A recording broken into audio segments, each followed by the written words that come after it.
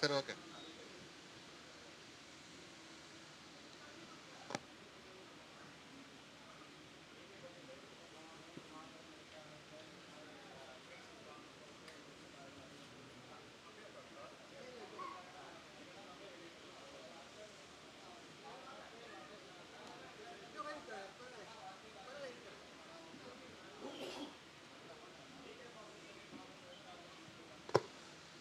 Hello, அனைவருக்கும் வணக்கம்.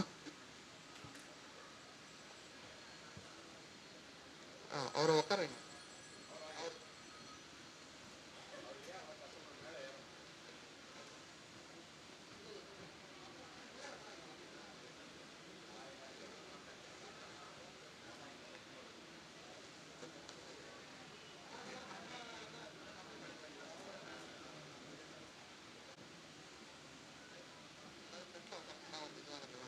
சரி, அனைவருக்கும் வணக்கம். கடவுளுக்கு சாபம் கொடுத்த அஸ்வத்தாமன் மற்றும் மதவாதிகளிடம் மண்டியிடாத கலீலியோ ஆகிய 2 புத்தகங்களையும் எழுதிய எழுத்தாளர் திரு பாலகங்காதரன் அவர்களையும், புத்தகத்தை வெளியிட வந்திருக்கும் சிறப்பு விருந்தினர்கள் டிகே பப்ளிஷனரின் மாபெரும் எழுத்தாளர்கள் திரு சந்திரசேகர் அவர்கள் மற்றும் திரு ரவீந்திர மோகன் அவர்கள், திரு பிரதாப் பாண்டியன் அவர்களையும், புத்தகத்தை பதிப்பித்த திரு குமரன் டிகே பப்ளிஷ் அவர்களையும், இந்த விழாவினை சிறப்பிக்க வருகை புரிந்திருக்கும் அனைவரையும் வருக வருக என வரவேற்கிறேன். விழாவின் முதல் நிகழ்ச்சியாக திரு குமரன் டிகே பப்ளிஷ் அவர்கள் சிறப்பு விருந்தினர் அவர்களுக்கு பொன்னாடை போர்த்தியும் நினைவு பரிசும் வழங்கியும் சிறப்பிக்குமாறு கேட்டுக்கொள்கிறேன். வெங்கட், இங்க வாங்கயா. அந்த பொன்னாடை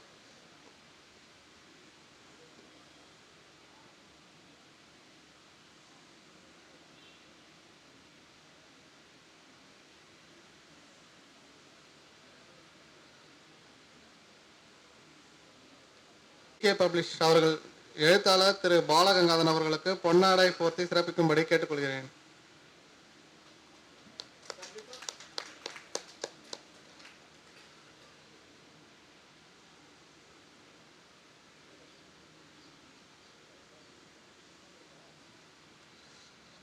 திரு குமரன் டிகே பப்ளிஷ் அவர்களின் எழுத்தாளர்களான திரு எஸ் சந்திரசேகரன் அவர்களுக்கு பொன்னாடை போர்த்தி சிறப்பிக்குமாறு கேட்டுக்கொள்கிறேன். அடுத்ததாக திரு ரவீந்திர மோகன் அவர்களுக்கு பொன்னாடை போர்த்தி சிறப்பிக்குமாறு கேட்டுக்கொள்கிறேன்.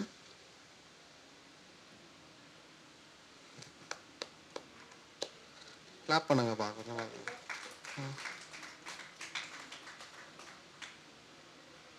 மற்றும் திரு பிரதாப் பாண்டியன் அவர்களுக்கும் பொன்னாடை போர்த்தி சிறப்பிக்குமாறு கேட்டுக்கொள்கிறேன்.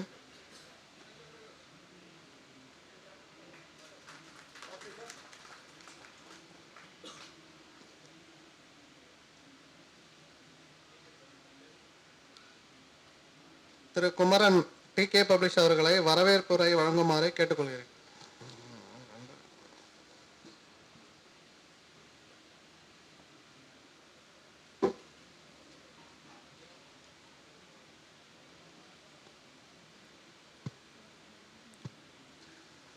அனைவருக்கும் இனிய நண்பகல் வணக்கம்.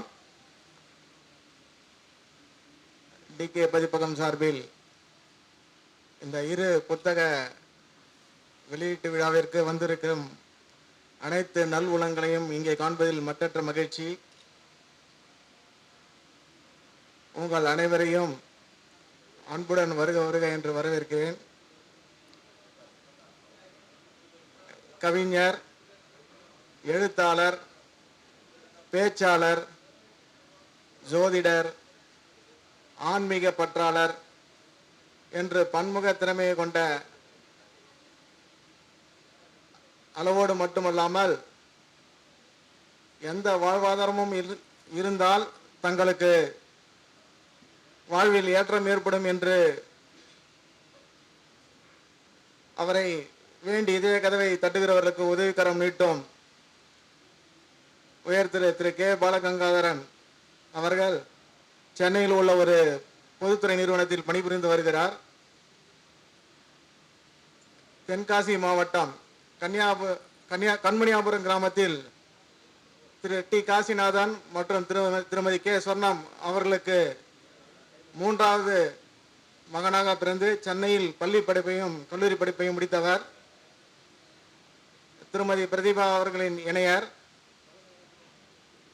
பல்வேறு பணி சுமைகளுக்கிடையே எழுத்தின் மீது கொண்ட காதலினால் இதுவரை அவர் 8 நூல்களை எழுதியுள்ளார். பெரும்பாலான நூல்கள் ஆன்மீகம் சார்ந்தவையாகும். கதாபாத்திரங்கள் பேசுவது போல நாடக வடிவிலும் அமைந்துள்ளது. அவரின் சிந்தனையில் எழுந்தவற்றை பாலாவின் பார்வையில் சித்தர்கள் என்ற தலைப்பில் வலைதளத்தில் பதிவிட்டுள்ளார். பதிவு பெற்ற அனைத்து பதிவுகளையும் யூடியூப் சேனலில் பதிவேற்றம் செய்ய வேண்டும் என்ற எண்ணத்தில் இன்ஃபினிட்டி என்ற யூடியூப் சேனலையும் அவர் தொடங்கியுள்ளார். சமுதாயத்திற்கு தன்னால் முடிந்த ஏதாவது ஒரு வகையில் நல்லது செய்ய வேண்டும் என்ற ஆவல் கொண்ட அவரை இந்த விழாவில் வருக வருக என வரவேற்பதில் பெருமகிழ்ச்சி அடைகிறேன்.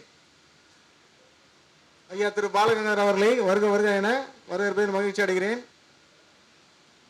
நூல் வெளியீட்டு விழாவிற்கு சிறப்பு விருந்தினர்களாக வந்திருக்கும் டிகே பப்ளிஷரின் எழுத்தாளர்கள் திரு எஸ் சந்திரசேகர், திரு ரவீந்தர் மோகன், திரு பெண்ணாடம் பிரதாப் ஆகிய மூவரையும் வருக வருக என வரவேற்பதில் பெருமகிழ்ச்சி அடைகிறேன். அவர்களின் கருத்து கணைகளை ஏவி உரைகளை இங்கே நமக்காக வீசவிருக்கும் அவர்களை வருக வருக என வரவேற்பதில் பெருமகிழ்ச்சி அடைகிறேன். இங்கே திரளாக கூடியிருக்கும் வாசக பெருமக்களை, பெரியவர்களே, சான்றோர்களே, எழுத்தாளர்களே, பதிப்பாளர்களே, உங்கள் அனைவரையும் இருகரம் கூப்பி வருக வருக என வரவேற்று அமைகிறேன். நன்றி.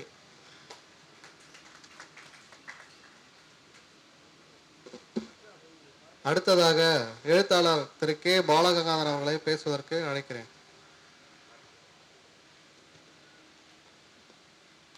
உதய கதிர்வீச்சாய் உரிமை போர்ப்படையின் எழுச்சி முரசாய் இரத்த தடாகத்தில் பூத்ததொரு புரட்சி மலராய் நாளைய விடியலை பூபாலம் பாட புறப்பட்டிருக்கும் புதிய வார்ப்புகளாய் இனமானம் காக்க எழுந்து வந்த தீப்பொறிகளாய் கட்டிய நாய்கள் அல்ல நாம் எட்டிய மட்டும் பாய்வதற்கு தட்டிய மாத்திரத்தில் தருக்கர்களின் தலை உருள வேண்டும் என்று போர் முரசம் கொட்டி வந்திருக்கும் என் உடன்பிறவா சகோதரர்களே, புறநானூரின் புதிய வார்ப்பே, அகநானூரின் அழகே, சங்கத் தமிழ் தந்த குரலோவியத்தின் சிலப்பதிகார சீரே, குண்டலகேசி மாட்டி சிந்தாமணி பூட்டி மணி மேகலை காட்டி 8 தொகையுடன் 10 பாட்டு பாடி வந்த வளையாபதியே, தொல்காப்பியத்தின் தொன்மை சிறப்பே, கலிங்கத்து பரணியின் கவிச்சுவையே, என் உடன்பிறவா சகோதரிகளே, எந்த ஒன்றை யார் செய்ய வேண்டும் என்று காலம் நிர்ணயித்திருக்கிறதோ அந்த ஒன்றை அவரால் மட்டுமே செய்ய முடியும் என்பது இன்று சில விஷயங்கள் நமக்கு தெளிவாக காட்டிவிட்டது.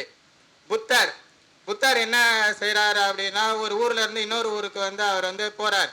அவர் பிரசங்கம், போதனைகள் என்று பல்வேறு விஷயங்களை அவர் அந்த ஊர்ல பண்ணிட்டு இருக்கார். அப்போ என்ன நடக்குது அப்படின்னா, வெளியூர்ல இருந்து ஒரு மன்னரும் வராரு. அவரும் அந்த ஊர்ல எல்லா இடத்துக்கும் போறாரு, அவருடைய கடமைகளை முடிக்கிறாரு, செய்யறாரு. அப்படி பார்க்கும்போது அவர் அந்த இடைப்பட்ட டைம்ல அவர் புத்தரையும் பார்க்கிறாரு, அவர் பிரசங்கத்தையும் கேட்கிறாரு. அப்படின்னு பார்த்துட்டே இருக்காரு. இரவு ஆயிடுது. ஒரு வீடு, அந்த வீட்டுல புத்தர் போய் அழகா தூங்குறாரு. அந்த அறைக்கு பக்கத்து அறையில அதே மன்னர் படுக்கிறார். அந்த மன்னருக்கு தெரியும் பக்கத்து அறையில புத்தர் படுத்திருக்கிறார் அப்படின்னு சொல்லிட்டு. 2 பேருமே ஒவ்வொரு அறையில தூங்கிட்டு இருக்கும் போது நாய்கள் கரெக்டா 1 மணி அளவுல குறைக்க ஆரம்பிக்கிறது. அது என்ன, குறைச்சிக்கிட்டே இருக்கும் போது என்ன ஆகுது அப்படின்னா, 1 மணி ஆகுது, 2 மணி ஆகுது, 3 மணி ஆகுது, நாய்கள் குறைச்சிட்டே இருக்கு. மன்னரால தூங்கவே முடியல. என்னடா இது மாதிரி இருக்க, தூங்க முடியல அப்படின்னு சொல்லிட்டு அவரும் புரண்டு புரண்டு படுக்கிறாரு. அமைதியா படுக்கணும்னு முயற்சி பண்றாரு. அவரால் படுக்கவே முடியல. சரி, நம்மளால தூங்க முடியல, புத்தர் தூங்குறாரா பார்க்கலான்னு சொல்லிட்டு அவர் பக்கத்தறைக்கு வராரு. புத்தர் ஜன்னல் வழியா எட்டி பார்க்கறாரு. புத்தர் ஆழ்ந்த நிலையில தூங்கிட்டு இருக்கார்.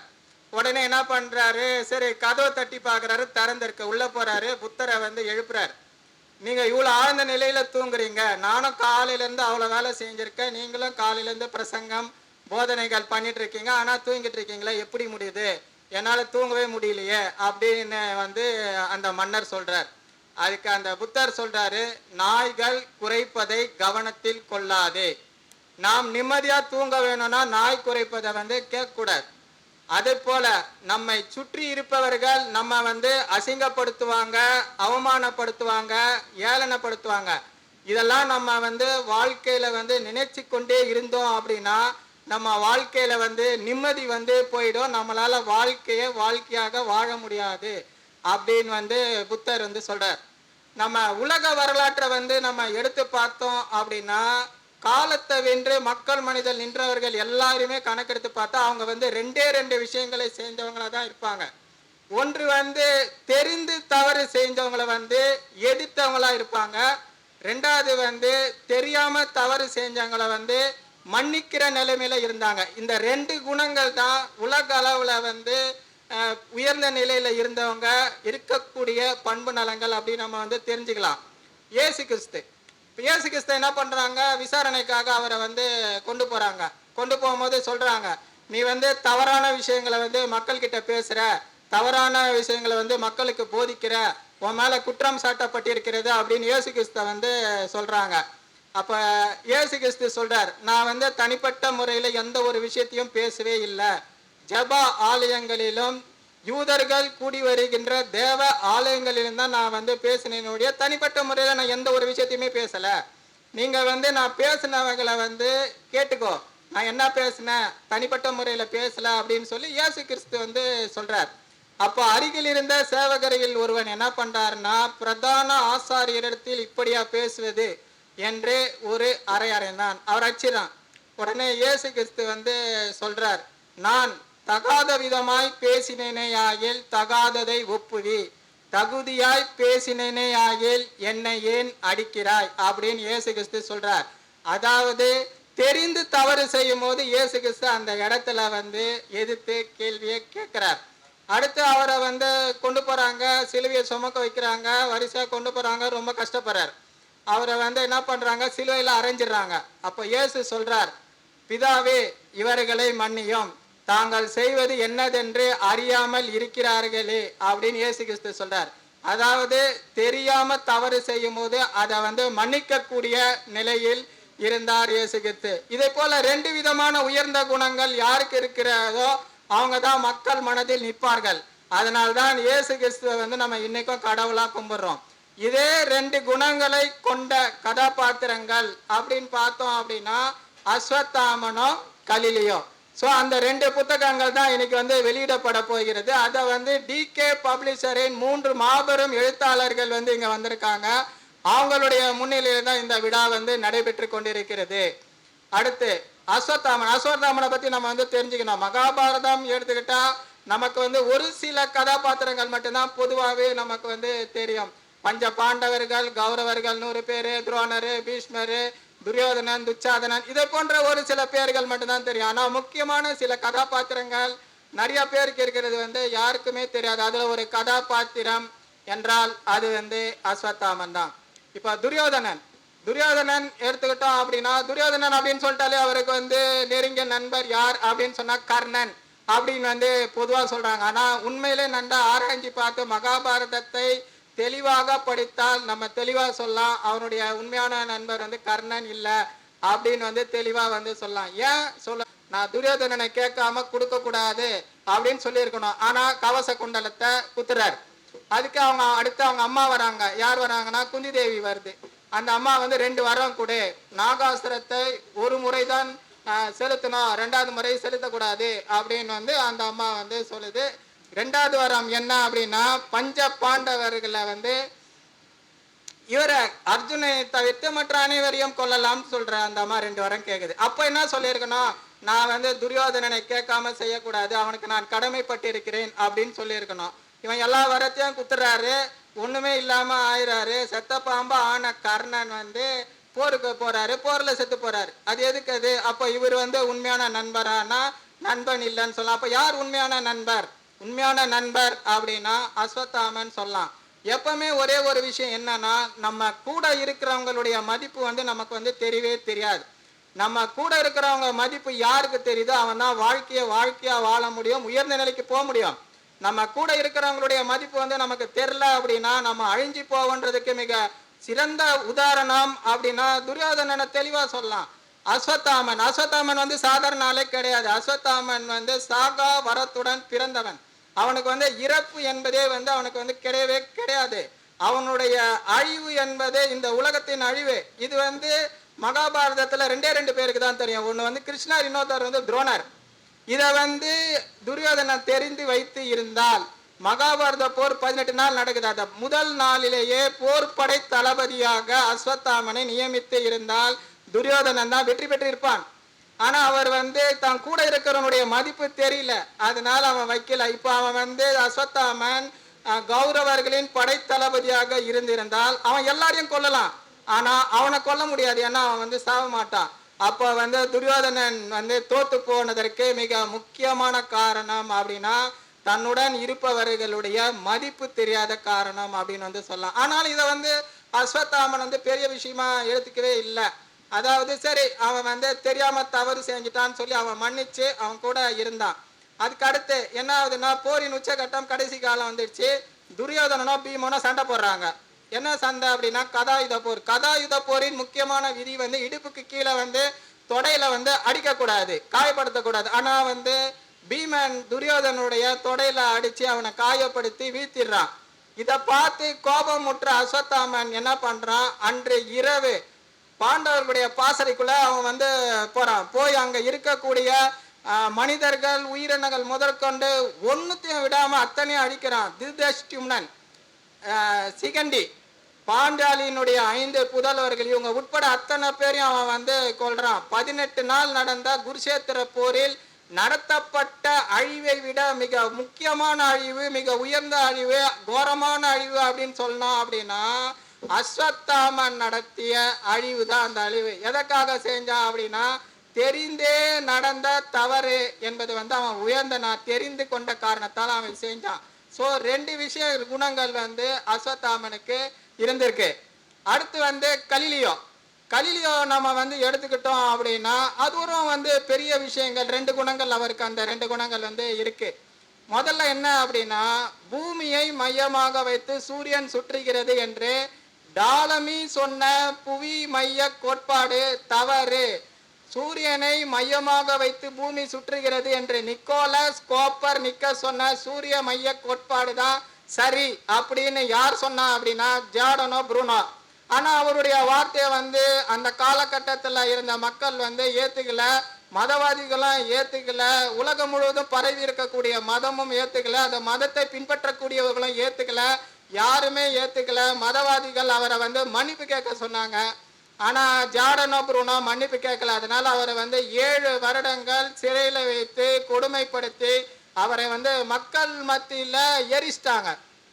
அது எரிச்சாங்க அப்படின்னா அவர் எப்படி ஜார்டனோ ப்ரூனோ சொன்னார் அப்படின்னா தத்துவ ரீதியாக அவர் வந்து சொன்னார். அவர் வந்து பெரிய பிலாசபர், அறிவு மேதை, ஞானக்கடல் அப்படின்னு வந்து சொல்லலாம் ஜார்டனோ ப்ரூனோவை.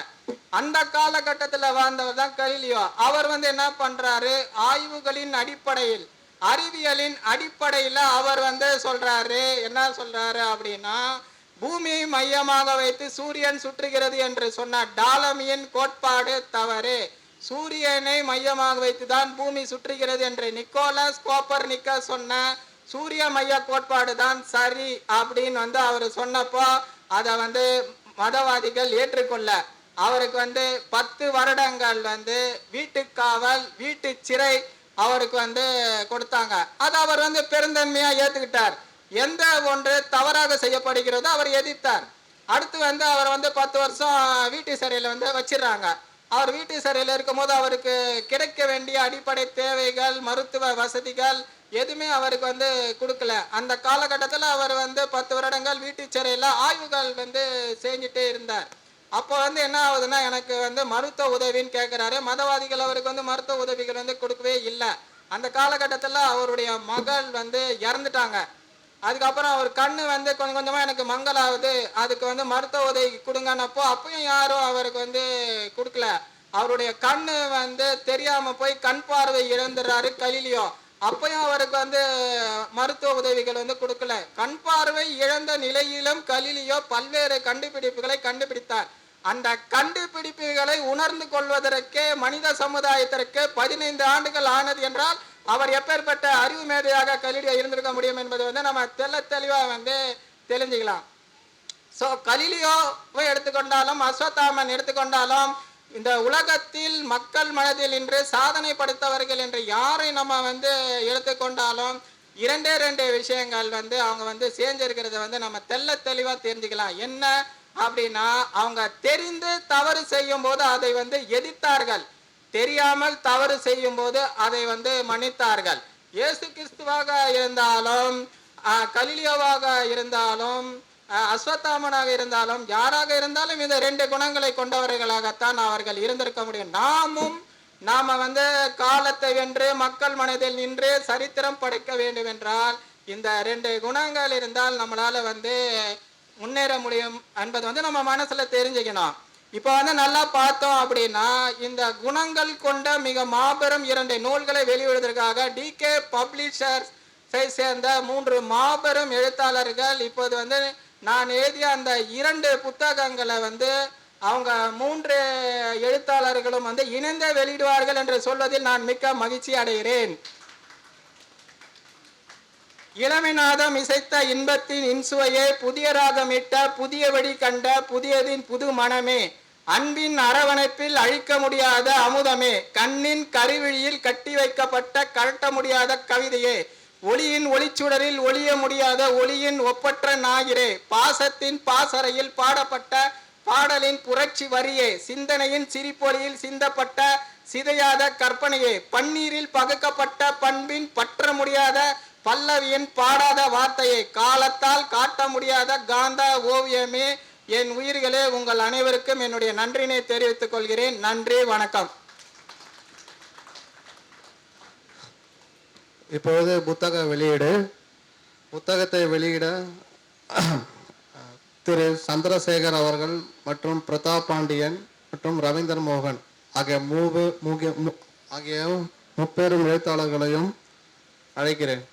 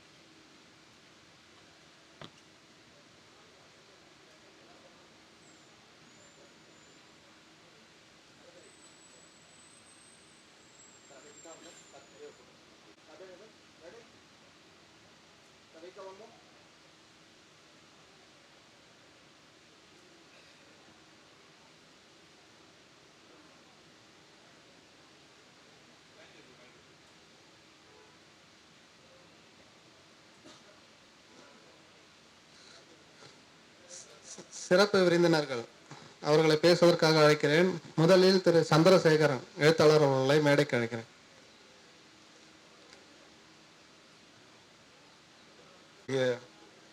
அன்பு பதிப்பாளர் சகோதரர் திரு குமரன் அவர்களே, என் சக எழுத்தாளர் நண்பர்கள், நடுநாயகராக இன்று திகழும் திரு பாலகங்காதரன், திரு பெண்ணாடம் பிரதாப், திரு மோ ரவீந்தர் அவர்களே, மற்றும் இங்கே வந்திருக்கும் வாசக பெருமக்களே, உங்கள் அனைவரையும் வருகை என்று சொல்கிறேன். முதற்கண் வணக்கத்தையும் தெரிவித்துக் கொள்கிறேன்.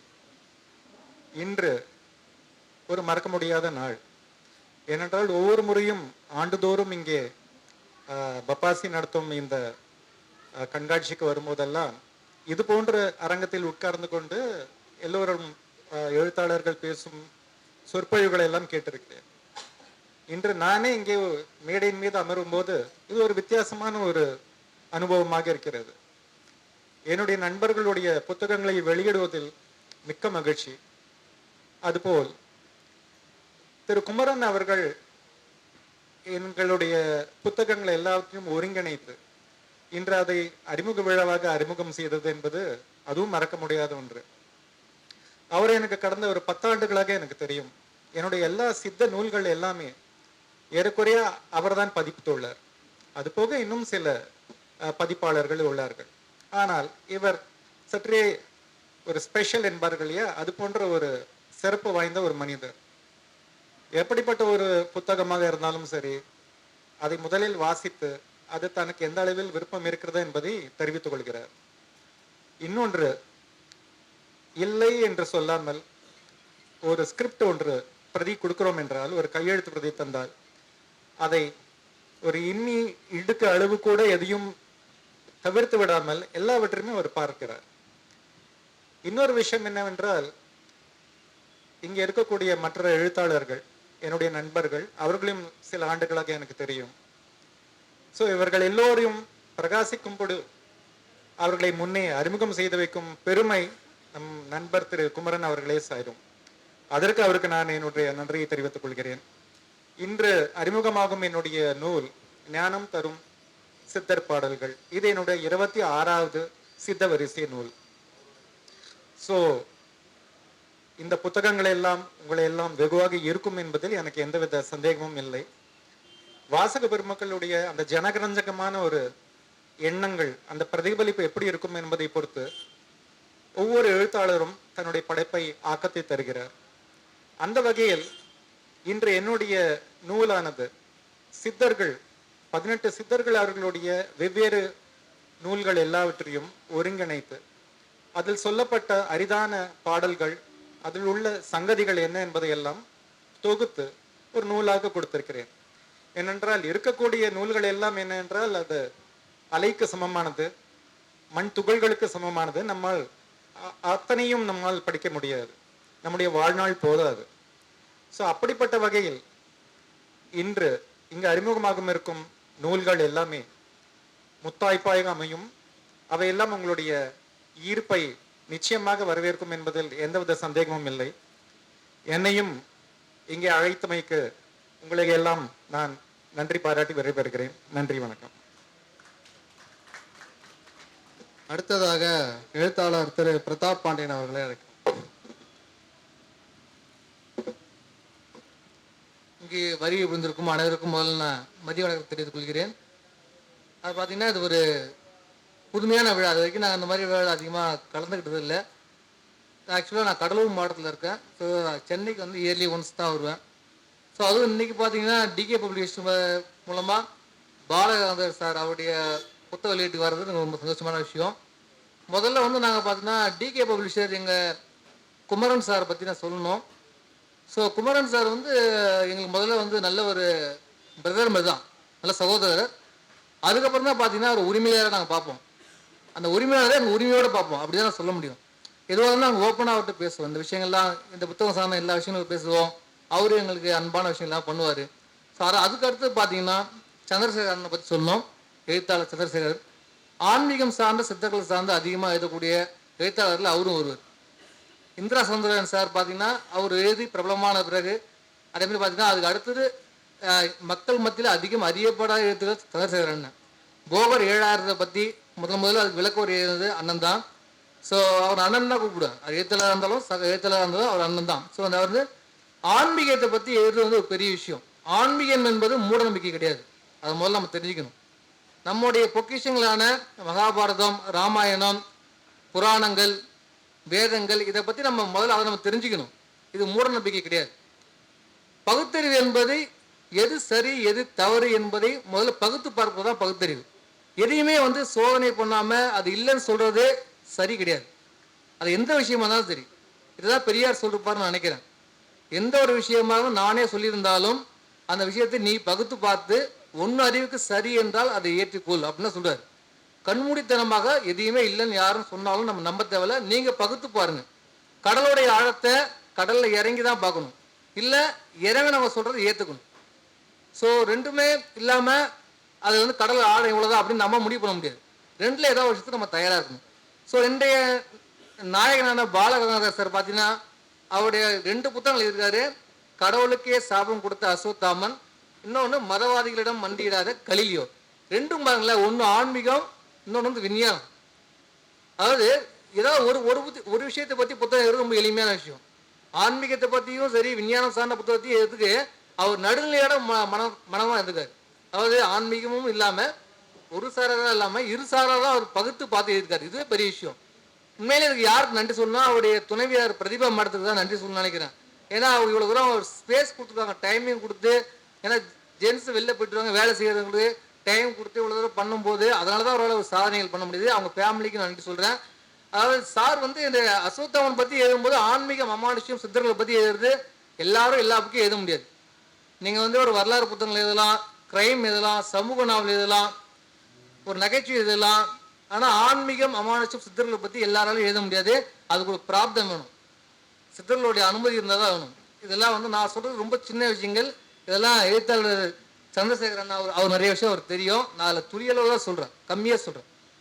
ஸோ இந்த 2 புத்தகங்களுமே வந்து 2 வகையானது.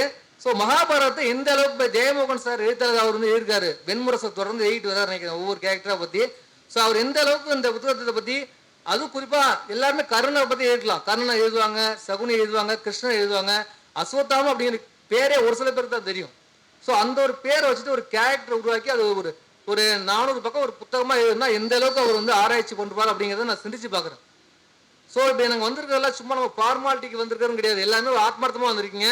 அவருக்கு எல்லாருக்கும் மரியாதை பண்ணுறதுக்காக வந்திருக்கீங்க. அதுதான் பெரிய விஷயம். ஏன்னா கிளைமேட் வந்து மழை வர்றதுக்கு இந்த கிளைமேட்டையும் தாண்டி போர் அடிக்காமல் நினைக்கிறேன். ஆக்சுவலாக போர்லாம் தாண்டி இவ்வளோ வந்து உட்காந்துருக்கிறதே பெரிய விஷயம்னு நினைக்கிறேன். அதுக்கே உங்கள் எல்லாத்துக்கும் நான் நன்றி சொல்லணும்.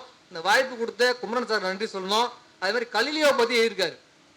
அவரே சொல்லிட்டாரு. பார்த்தீங்கன்னா கலிலியோ மிகப்பெரிய ஒரு விஞ்ஞானி. அவரை பற்றி ஆய்வு பண்ணி எழுதுறது பெரிய விஷயம். ஸோ இவ்வளோ பெரிய அவருடைய எழுத்து பணி தொடர்ந்து நிறையா அவர் எழுதுன்னு ஆசைப்படுறேன். அதெல்லாம் என்னுடைய நண்பர் மோ ரவீந்தர் பார்த்தீங்கன்னா தொடர்ந்து எழுதிட்டு இருக்காரு. டிகேல சமூக நாவல், கிரைம் நாவலை பற்றி நிறைய எழுதிட்டு இருக்காரு.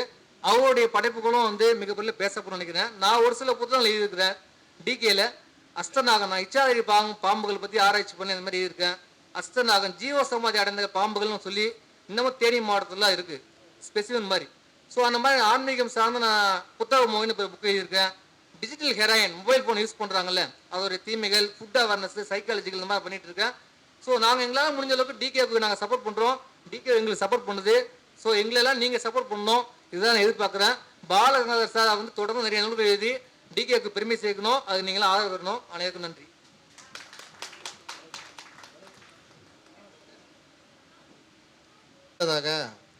எங்களின் அருமை நண்பர் திரு குமரன் சார் அவர்கள் ப்ளஸ் அவருக்கு நாங்கள் ஒரு சிறிய பொன்னாடை போர்த்த விரும்புகிறோம். ஏனென்றால் அவர் எங்களது மிகவும் உயிர் நண்பன் கூட. எங்கள் நண்பர்கள் சார்பாக திரு கிருஷ் அவர்களுக்கு பொன்னாடை போர்த்தி சிறப்பிப்பார் என்று கேட்டுக்கொள்ளப்படுகிறோம்.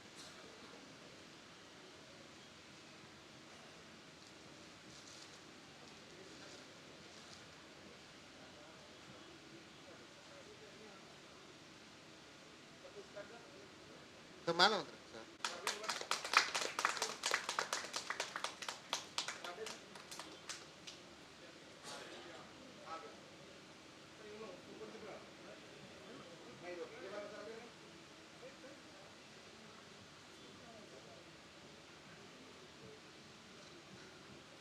அடுத்ததாக எழுத்தாளர் இந்த 10 புத்தகங்களையும் எழுதிய எழுத்தாளர் திரு கே பாலகங்காதரன் அவர்களுக்கு டிகே பப்ளிஷன் சார்பாகவும் அவர்களின் மாபெரும் எழுத்தாளர்களின் சார்பாகவும் எங்கள் நண்பர்களின் சார்பாகவும் ஒரு சிறிய பரிசை அவருக்கு கொடுக்க விரும்புகிறோம். அதை பெற்றுக்கொள்ளுமாறு தாழ்மையுடன் கேட்டுக்கொள்கிறோம்.